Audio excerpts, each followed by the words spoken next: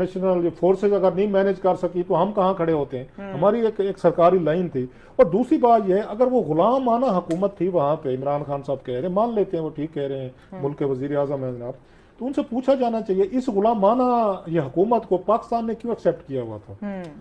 इमरान खान साहब आज उसी ही गुलामाना हुकूमत से मिलने के लिए, उनके प्रेसिडेंट से मिलने के लिए काबुल क्यों गए थे, या अशरफ गनी साहब को वो वहां पे उन्होंने जीएचक्यू में क्यों बुलाया गया था। गुलामाना है ना, वो तो गुलाम हुकूमत ना, पपेट है ना दूसरे लफ्जों में। इमरान खान साहब तो वही कह रहे हैं। आपने उनको फिर इस्लामाबाद क्यों बुलाया, उनको गार्ड ऑफ ऑनर्स आपने गुलामाना स्लेवरी वाले वो पपेट थे वटेवर। तो हुकूमत पाकिस्तान में कोई भी रही है, नवाज शरीफ साहब दौर रहा है, इससे पहले पीपल्स पार्टी रही है, उससे पीछे जनाब मुशर्रफ रहे हैं, सारे रहे ना, उसमें एस्टेब्लिशमेंट भी शामिल थी। और एस्टेब्लिशमेंट के बगैर तो पाकिस्तान की पॉलिटिकल हुकूमत कोई भी काबुल के साथ तल्लुकात नहीं रख सकती। रीजनल सिक्योरिटी सारी हम देखते हैं, एस्टेब्लिशमेंट देखती है। तो खान साहब को ये उनसे पूछा जा सकता है कि सर जी, तो फिर आप काबुल क्या करने गए थे, इफ यू न्यू दैट कि गुलाम हैं, अमेरिका के हैं, नेटो के हैं, जिसके भी हैं, पपेट हैं, तो फिर तो आपको डिप्लोमेटिक रिलेशनशिप भी नहीं रखने चाहिए थे गुलामों के साथ। आपको उनको आकर रिकग्नाइज भी नहीं करना चाहिए था, आपको उनकी मदद भी नहीं करनी चाहिए थी। आपको बैठ के तालिबान के और इनके मुज़ाकरात जो मरी में करवाए थे वो भी नहीं करवाने चाहिए थे।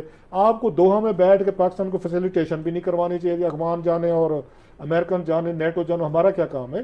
सो ये जो बयान उनका आया है, जिसे एक हमारे यहाँ खुशी का जो एलिमेंट है जो बैक फायर करेगा, अफगान इस वक्त एक उसको मुसीबत में है, वो नजर आ रहा है। एयरपोर्ट पे हमें पैनिक उनका नजर आ रहा है, उनकी सोसाइटी में है। तालिबान को टाइम लगेगा उनको। जब यहाँ खुशियां मनाई जाएंगी, वहां का बंदा देखेगा कि जो हमारे टॉर्मेंटर्स हैं वो उनको परसीव करते हैं, चाहे कि एक छोटा तबका है, बड़ा तबका है, नॉर्थ आपका नॉर्थ हो, काबुल हो, ये सारे एरियाज हैं। तो अगर वहां पे समझा जाता है कि हमें टॉर्मेंट किया जा रहा है, हमारे यहाँ पे डिसलोकेट हो रहे हैं, लोग बच्चे लेके भाग रहे हैं, औरतें भाग रही हैं, वो हमने देखा, these are very disturbing science. हमारे लिए बड़ा इंतहाई तकलीफ देता। हम सब फैमिलीज वाले हैं, बच्चों को ओवरनाइट आपको निकलना पड़े, और आपके मुल्क का प्राइम मिनिस्टर ये कह रहा हो जनाब कि ये आपने वो की है, उस पर थोड़ा सा एक सेंस ऑफ सेटिस्फेक्शन हो, सेंस ऑफ अचीवमेंट हो। वो मेरा ख्याल है इसको अफगानिस्तान में ऑलरेडी हमारे खिलाफ एक तबका है वहाँ पे जो समझता है कि पाकिस्तान की इन्वॉल्वमेंट जो है शायद वो अफगानों के हक में नहीं रही। सो इमरान खान साहब को बाज दफा वो डिप्लोमेटिक जिसकी बात आमिर कह रहे थे, उनको उसमें वो नहीं रखते, वो गार्डेड बात नहीं करते, वो कह देते होते हैं, जो अपना सेल्फ इंक्लिनेशन होता है वो सामने आ जाता है। 3-4 चीजें मैं बता रहे हैं। उन्होंने मोदी साहब के साथ भी यही कुछ किया। पहले ट्वीट किया कि उन्होंने कहा था, आपको याद होगा, कहा था कि उसमें small man eight big office, वहां से डिप्लोमेटिक डिजास्टर शुरू हुआ। बाद में उन्हीं के हक में ट्वीट किया इन्होंने, खान साहब ने कहा अगर मोदी साहब जीत गए तो हमारा इंडिया के साथ रिलेशनशिप ठीक हो जाएंगे। फिर बाद में जो कुछ आपके हमारे सामने ऐसे जो बाइडन का भी हम देख रहे हैं, उनके बारे में भी उन्होंने 2-4 इस तरह के बयान दिए हैं। अब उन्होंने अफगानिस्तान के बारे में इस तरह के बयान दिए हैं। सो इससे मुझे लगता है, माई व्यू, कि हमारे गले में ना ये मुसीबत दुनिया डालेगी, और कल को तालिबान का जो भी छोटा कोई बुरा कोई इस तरह का नेगेटिव कोई आया तो हमें उसका ढोल बजाना पड़ेगा। फिर हम कल को कह नहीं सकेंगे कि हमारा इनसे कोई ताल्लुक नहीं था। बिल्कुल। और इसके अलावा अमेरिका का क्या इस पे रिस्पॉन्स होगा आने वाले दिनों में, और सिक्योरिटी काउंसिल का जो इजलास है उसमें क्या फैसला होता है?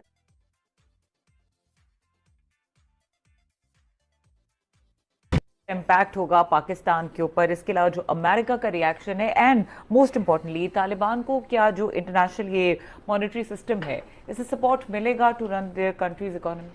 अमेरिका का जो बाइडन साहब पे बहुत ज़्यादा प्रेशर आना शुरू हो गया है।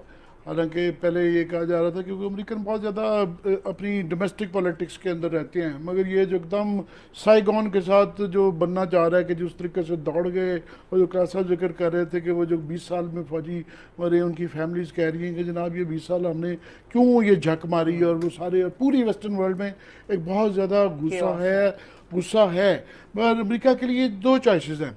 एक चॉइस ये है कि ये अपने जो राइवल्स हैं, रूस, चीन, ईरान, इवन पाकिस्तान, इनके बैकयार्ड में यहाँ पे जो है इंस्टेबिलिटी रहे, अफगानिस्तान ऐसा रहे। एक ये चॉइस हो सकती है कि CPEC, BRI ये कामयाब ना, स्टेबिलिटी इस खिते में ना आए, ताकि ये उनके राइवल्स को प्रॉब्लम पड़ी रहे। मगर दूसरी तरफ उनके पास ये भी है कि ये अगर यहाँ ज़्यादा हालात ख़राब है और प्रेशर आएगा बाइडन पे भी, वेस्टर्न वर्ल्ड पे भी। और दूसरा ये है कि जो उनकी बुनियादी वजह उन्होंने जो बताई थी ये आने की, कि यहाँ पे जो बुरे हालात होंगे तो उसमें अलकायदा और टेररिज्म वो पनपेगा। ये आप क्रेडिट देना पड़ता है कि तालिबान को, कि उन्होंने पूरी दुनिया के बेस्ट वेस्टर्न वर्ल्ड के को मिलिटरीली भी आउटस्मार्ट किया है और डिप्लोमेटिकली आउटस्मार्ट किया है, डिप्लोमेटिक आउटस्मार्ट किया है। और इस वक्त भी वो कर रहे हैं कि उन्होंने फॉर एग्जांपल जो है वेस्टर्न कंट्रीज, और अभी इंडिया भी वहाँ से एम्बेसीज अपनी छोड़ के जा रहा है, पर रूसियों को फॉर एग्जांपल उन्होंने कहा है कि उन्होंने अफगान जो पुराने फौज थी, पुलिस थी, वो जा चुकी थी, उन्होंने कहा जी आप ना जाएं, हम देते हैं। हर चीन को और हमसाये ममालिक तकरीबन सब ने अपनी एम्बेसीज रखी हुई हैं और वो सबको साथ लेके इंटरनली भी इंक्लूसिव चल रहे हैं।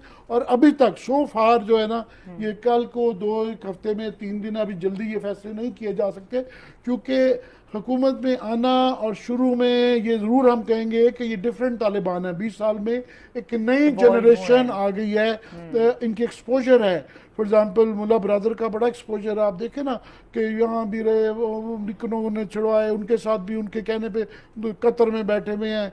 ये जो शेर मोहम्मद साहब हैं, ये ज़ालिम खलील साहब और अशरफ गनी के साथ हार्वर्ड के अंदर अमेरिका के क्लास फेलो रहे हुए हैं। तो उनकी जो ये लीडरशिप के अंदर भी है, ये नज़र चीज़ें आ रही हैं और अमेरिका में वो गुस्सा ज़रूर है, मगर ये देखते हुए उम्मीदें हैं, ख्वाहिशें हैं, और ये इम्पॉर्टेंट है कि यहाँ पे ये वाले खित्ते में ये हो, क्योंकि अगर यहाँ पे अमन हो जाता है तो हमारे लिए और नेबर सबके लिए बड़ा अच्छा है। इसलिए मैं समझता हूँ कि एक मुस्बत पॉसिबिलिटी है इसकी।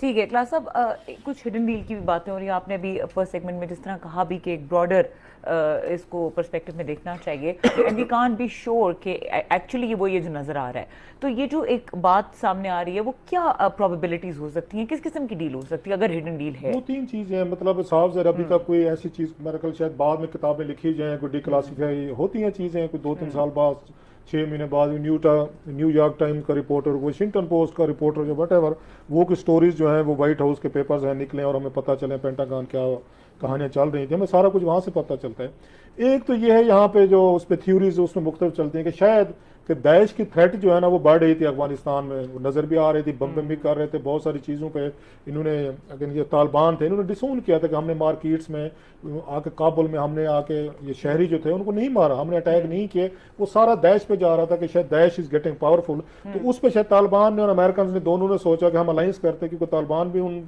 उनको वो नहीं करते, उनको अप्रूव नहीं करते और अमेरिकन भी नहीं करते। सो दुश्मन का दुश्मन दोस्ती वाला भी है कि ठीक है जी ले आए जी, इनको तालिबान को ले आते हैं, कम से कम दाइश के साथ तालिबान जो है उनके साथ बेहतर, वो एक ये मतलब थ्योरी चल रही है। तो अच्छा साथ में ये चलती है कि उसके बाद अमेरिकन कहते हैं कि 20 साल तक आपने हमें सुकून से सांस नहीं लेने दिया ना, यहाँ पे जो हमसाया ममालिक था, ईरान था, उसमें पाकिस्तान था, उसमें रशियन थे, चाइनीज थे, सेंट्रल एशियन, आपने फीड किया रखा है तालिबान को, तो ठीक है जनाब हम फिर जा रहे हैं, आपको बड़ी वो हमारी यहाँ पर प्रेजेंस से बड़ी शिकायत थी, बड़े मसाइल थे, फिर भुगते हैं जी, ये तालिबान है, ये आप हैं, ये बॉर्डर्स है, ये 6-7 ममालिक आपस में बैठ के तय कर लें। दूसरी इस पे भी हो सकती है। तीसरी तो वही है जी कि उनको आके इस पे होगी, शिकस्त हो गई है। लेकिन मेरा ये ख्याल है जो ये वहाँ पे 2-3 साल बाद जो आमिर ने बात की बड़ी अहम है, अगर अफगानिस्तान स्टेबल ना हुआ, पहले से ज्यादा बुरा हुआ, तो दुनिया के कैपिटल सारे अफेक्ट होंगे। ये बाइडन साहब की प्रेसिडेंसी खतरे में रहेगी कि भाई साहब आपने इतना जल्दी जो पतली गली से पुल आउट किया है ना, और अभी से उन्होंने कहना शुरू कर दिया जो इनके अपोनेंट्स हैं कि आपने जो यहाँ पे स्ट्रेटेजी रखी थी अपने आगे विड्रॉल की, और जिस तरीके से आप रातों रात निकले हैं, पूरे का पूरा रीजन भी और दुनिया के कैपिटल भी है ना, इससे वो शॉक्ड हुए और अवाम में सेंस ऑफ बिट्रेयल है। ये पूरे यूरोपियन में मैं सुन रहा था, आपने भी सुनी होगी। स्टेबिलिटी से फेस सेविंग मिल जाएगी, फेस सेविंग मिल जाएगी। अगर स्टेबिलिटी नहीं आ रही अफगानिस्तान में, सबसे बड़ा विक्टिम जो होगा ना इसका, जो बाइडन होगा, फिर आपको बर्तानिया है, वहां पे आवाजें उठना शुरू होगी। इसके बाद यूरोपियन कैपिटल जो है, नेटो वगैरह हैं, जर्मन वगैरह सारे, वहां पे आवाम सवाल पूछना शुरू कर दे कि 20 साल बाद आपने हमें किया क्या है। तालिबान के लिए अब क्या होगा, यहाँ पे हजारों आपके अफगान जो थे वो इनके कंट्रैक्टर, फौज के साथ कंट्रैक्टर थे, उन्होंने थर्ड पार्टी के जरिए लोगों को मुलाजमतें दी हुई थी, बहुत सारी एनजीओ सेक्टर था, उन्होंने नौकरी दी हुई थी। इंडियन जो थे वो बिलियंस ऑफ डॉलर्स वो इंफ्रास्ट्रक्चर पे आके पंप कर रहे थे, उस अमेरिकन कर रहे थे, यूरोपियन कर रहे थे, एनजीओ थी, तो बहुत सारी नौकरियां जो अफगानों को मिली हुई थी, पैसा आ रहा था। अगर आपने इस तरह की हुकूमत बना ली, यहाँ पे इस तरह का सेटअप बना लिया कि आप पूरी वेस्टर्न वर्ल्ड से भी कट गए, आप ये रीजनल ममालिक से भी कट गए, तो भाई साहब आपने तनख्वाहें भी देनी है, आपने लोगों को रोजगार भी देना है, इंफ्रास्ट्रक्चर का भी ख्याल करना है। अगर ये ना कर सके तो जहन में रखें, गुर्बत जो है ना, वो हमारे इस्लाम भी कहते हैं पहले किसी को रोटी ऑफर करें, उसके बाद उसको प्रीच करें। अगर लोगों की ये जॉबलेसनेस को ना एड्रेस कर सके, इनको फंडिंग ना हुई, पैसे ना मिले, तनख्वाहों के पैसे ना हुए, तो कल को पता चलेगा कि इन्हीं तालिबान के खिलाफ नए तालिबान है, उन्होंने रिवोल्ट कर दी है। सबसे बड़ा फर्क जो पड़ा है, सबसे बड़ा फर्क ये पड़ा है कि पहले ये अमेरिका का सबसे बड़ा जो डिबाकल और वेस्टर्न वर्ल्ड का डिबाकल ये था कि दरमियान में इतने हफ्तों से मौका मिल रहा था कि अशरफ गनी को बड़े आराम से बिठा के वो एक पॉलिटिकल सेटलमेंट करवा सकते थे। अब ये है कि पहले उन्होंने फैसले करने थे, काफ़ी हद तक उनकी इन्वॉल्वमेंट होनी थी कि ये जो इंटरिम गवर्नमेंट बननी है, नेशनल गवर्नमेंट बननी है, कैसी इसकी हैसियत क्या होगी। अब तालिबान फैसला करेंगे क्योंकि उन्होंने मिलिटरीली इसको टेक ओवर किया है। ऑफ कोर्स अच्छी बात है कि वो इंक्लूसिव रखना चाह रहे हैं, बाकियों को लाना चाह रहे हैं, मगर वो किस तरह एक पावर में आ जाना और बात है।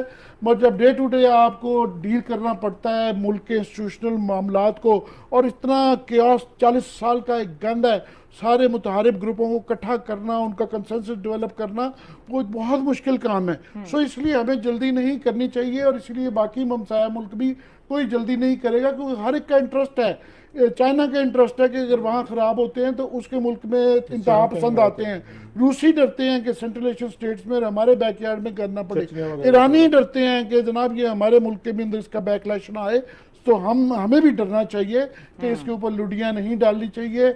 हमें बड़े आराम से पीछे बैठ के सो फार हम वो है ये हमने अमेरिकनों और रशियन को सबको हमने करा दिया, ये खुदा के लिए हमें माफ़ करें।